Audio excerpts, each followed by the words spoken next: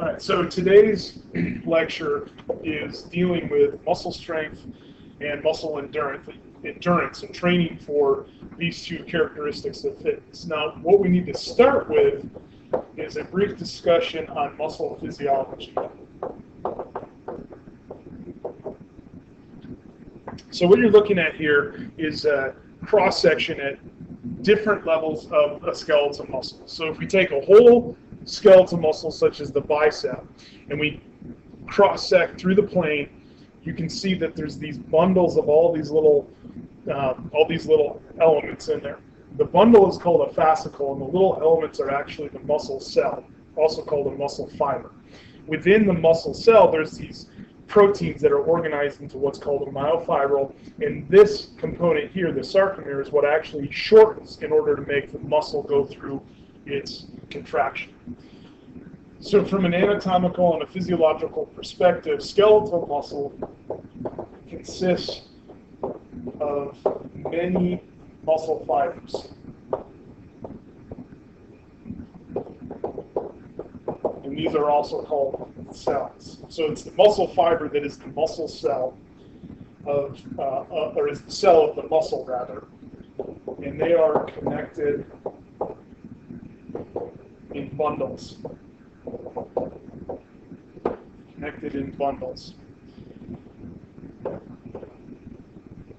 If we go down one more layer of detail, we have all of our muscle fibers or our muscle cells being comprised of myofibrils. And these myofibrils are comprised of proteins that interact in order to shorten the whole muscle. Now, when we undergo strength training, we have an increase in the number of myofibrils. In other words, we add additional proteins to increase myofibril number, which results in an increase in the size of the muscle fibers or the muscle cells themselves. This process of adding additional myofibrils, increasing the size of the muscle fibers, called hypertrophy.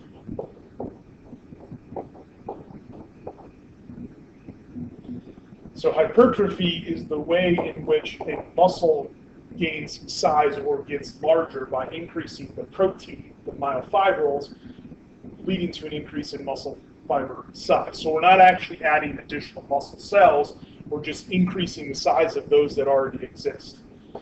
Now on the converse, inactivity will actually reverse the process. So this is no longer hypertrophy, but the opposite, which is atrophy. So you have hypertrophy, which is the increasing size of a muscle fiber, of a muscle cell, and atrophy, which is the decrease in size. So why don't we take a real quick look here at the muscle cell, the muscle fibers. And as you're probably aware, there are different types of muscle fibers. And we're going to categorize the types of muscle fibers into two different types, slow twitch and fast twitch. A slow twitch muscle fiber is a muscle fiber or a muscle cell that resists fatigue. So in other words, it is fatigue resistant.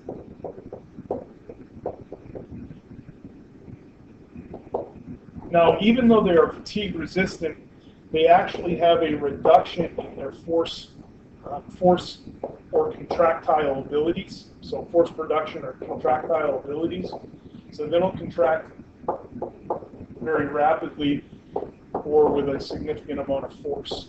Not that they can't contract sufficiently and forcefully enough, but they just don't have as much contractile strength and force as a fast twitch fiber. Now, going back to a previous lecture, the slow twitch fiber is going to rely primarily on oxidative energy systems.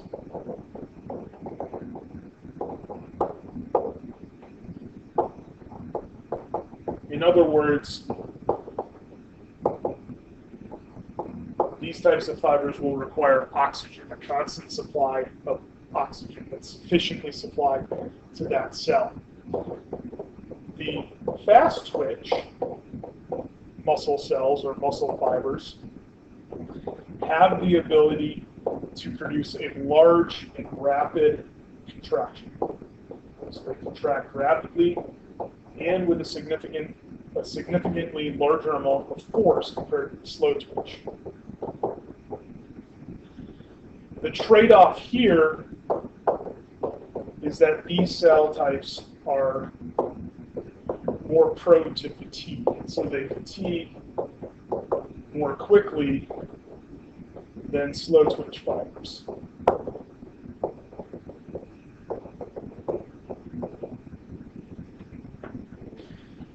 As an energy perspective, the fast twitch fiber is going to rely more on our non-oxidative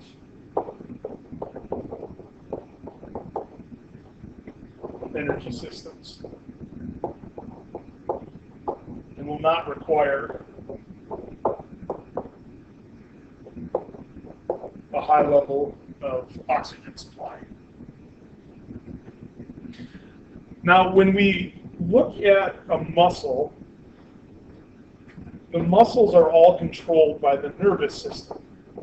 And so there's going to be a nerve that supplies electrical information to create contraction to a group of muscle cells. So one nerve cell innervating and interacting with a group of muscle cells. And that's called a motor unit.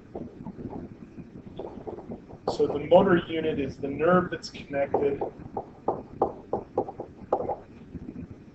to a group of muscle fibers or muscle cells. Now, there are going to be many, many motor units within a given muscle. So let's take the biceps brachii, the muscle in the arm, for example. You're going to have thousands of motor units, individual nerves connected to multiple cells within the biceps. So thousands of those motor units.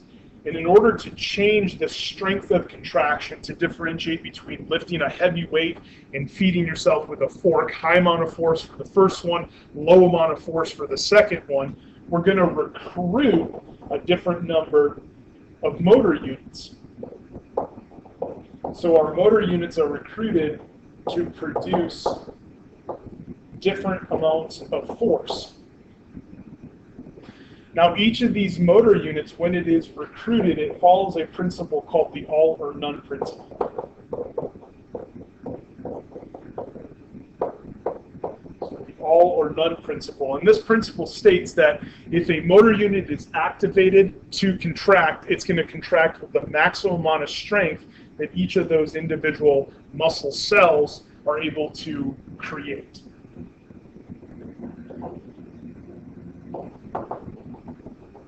All right, so what are going to be the effects of strength training? So what are the effects that strength training will have on an individual? What are some of the benefits of strength training? Well, one, we can have an increase in muscle mass and overall muscle size because of those changes that happen at the muscle fiber level. You're also going to have a higher utilization, better coordination,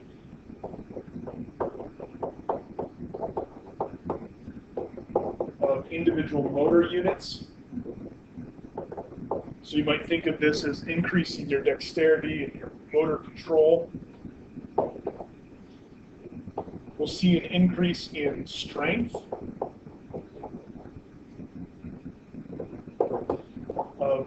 attached items such as the tendons and the ligaments and the bones themselves.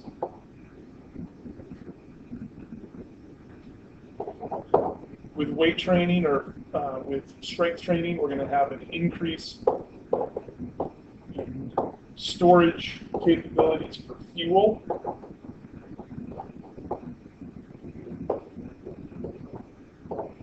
So storage of fuel in the muscle and also blood supply to the muscle.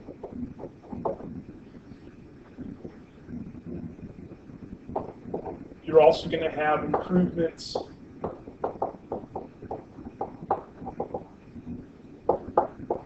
in blood fat levels, so lipid levels in the blood and other biochemical processes.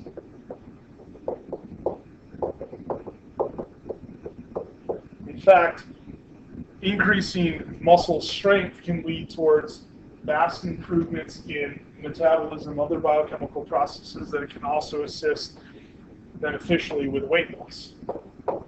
So those are some of the effects.